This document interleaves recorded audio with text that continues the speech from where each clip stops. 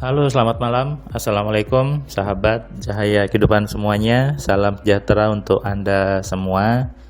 Kembali di hari ini, hari Minggu, tanggal 7 November 2021, saya membuat sebuah audio catatan harian yang berisi inspirasi dan pencerahan tentang kehidupan berdasarkan dari apa yang saya alami di hari ini.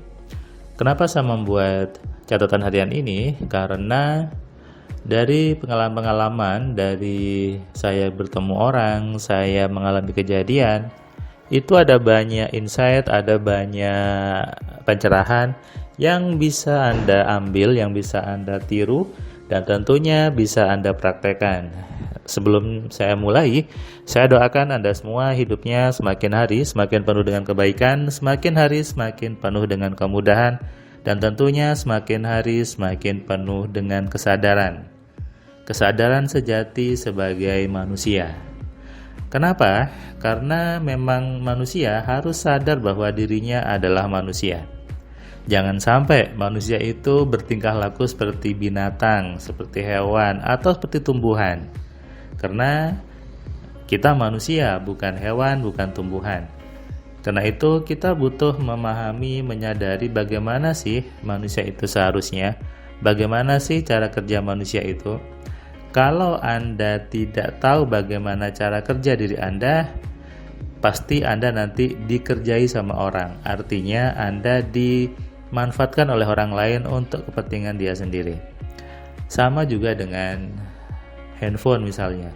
Kalau Anda punya handphone tapi Anda tidak tahu bagaimana menggunakan handphonenya, maka pasti handphone Anda digunakan oleh orang lain. Maka pasti handphone Anda dibajak oleh orang lain. Tapi kalau Anda tahu dengan benar bagaimana menggunakan handphonenya, bagaimana memaksimalkan fiturnya, tentu handphone Anda menjadi barang yang luar biasa. Handphone Anda menjadi barang yang bagus. Punya handphone yang bagus tapi nggak tahu caranya, jadinya sia-sia. Nah, itu kan butuh sadar. Oh, ini sadar, ini handphone saya. Saya sadar ini handphone saya bagus. Saya sadar handphonenya bisa dibuat kirim pesan, handphonenya bisa untuk ngedit video dan sebagainya. Itulah makna kesadaran sebetulnya. Sama juga dengan di diri kita. Harus sadar, oh saya ini manusia. Manusia itu seperti ini. Manusia itu punya kepala, manusia punya pikiran, manusia ada otak, otak ada pikirannya. Saya harus seperti ini pakai otaknya, harus seperti ini pakai pikirannya. Itu butuh sadar, butuh aware, butuh eling, butuh ingat bahwa ini loh manusia. Dan tentu harus tahu caranya bagaimana menggunakan dirinya. Dan pergerakan manusia itu bagaimana bergeraknya, bagaimana hidupnya tergantung dari otaknya, tergantung dari pikiran yang ada dalam otaknya. Saya sebut sebagai sebuah comment center gitu ya. Kalau di sebuah sistem telekomunikasi ada comment centernya, ada sentralnya. Nah, itulah otak kita, pikiran kita.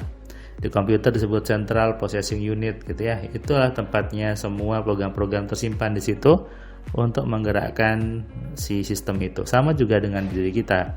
Semua bagaimana hidup Anda, bagaimana hidup kita sebetulnya berdasarkan program-program yang Anda sendiri tanamkan ke dalam kepala Anda.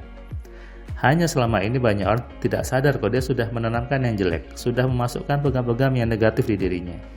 Tapi ketika dia sudah sadar, dia sudah memahami bagaimana menggunakan pikirannya, baru ngeh gitu ya, oh ternyata saya salah seperti ini, saya salah berpikir seperti ini, saya salah memasukkan program seperti ini salah ternyata. Nah, itulah butuh kesadaran.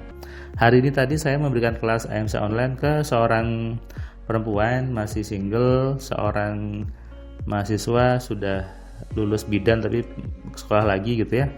Berarti dia bekerja sebagai bidan, dan tadi dia dari Bandung, dia belajar bersama temannya kebetulan sudah belajar AMC, dan dia tadi ketawa gitu ya belajarnya bahwa oh ternyata gampang sekali gitu ya untuk pengaruh orang. Bahkan dia bilang dia pernah belajar namanya hypnobirthing, hypno apa lainnya. Ternyata dengan AMC jadi gampang menghipno itu. Ternyata gampang menghipnotis orang.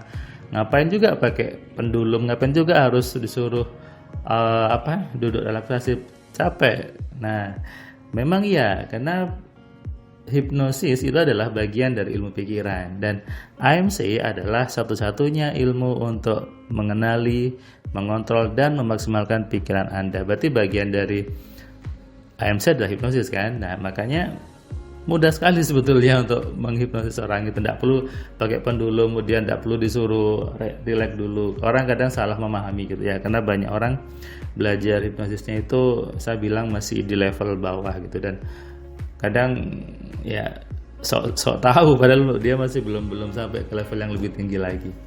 Ketika sadar bahwa dirinya yang memegang pikirannya, si Mbak tadi berkata, pada gitu termasuk juga dengan nilai kuliah saya, dengan jodoh saya, dengan prestasi saya, semuanya bagaimana saya memegang pikiran saya, Mas Firman?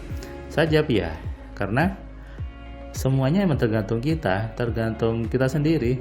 Tuhan menyuruh kita untuk berkreasi, membuat program-program dalam diri kita sebetulnya. Tuhan menunggu Anda, menunggu kita untuk berpikir apa. Nah, itu yang Tuhan jadikan, yang Tuhan berikan ke dalam hidup Anda sebetulnya. Makanya saya katakan semua orang itu wajib belajar AMC. Kenapa? Karena semua orang wajib menggunakan pikirannya. Mau dia percaya atau tidak percaya dengan namanya kekuatan pikiran, dia sudah pakai kekuatan pikiran. Makanya saya agak gemes ketika ada orang mengatakan, saya tidak pernah memakai kekuatan pikiran saya, kekuatan pikiran itu salah. Lah, ketika Anda hidup, ketika Anda lahir brojol itu ya, Anda sudah memakai pikiran Anda, sudah aktif. Makanya saya pernah mengatakan tidak perlu diaktifkan pikirannya. Kenapa? Karena sudah aktif sejak dalam kandungan. Kalau sudah aktif, maka tidak perlu diaktifkan lagi.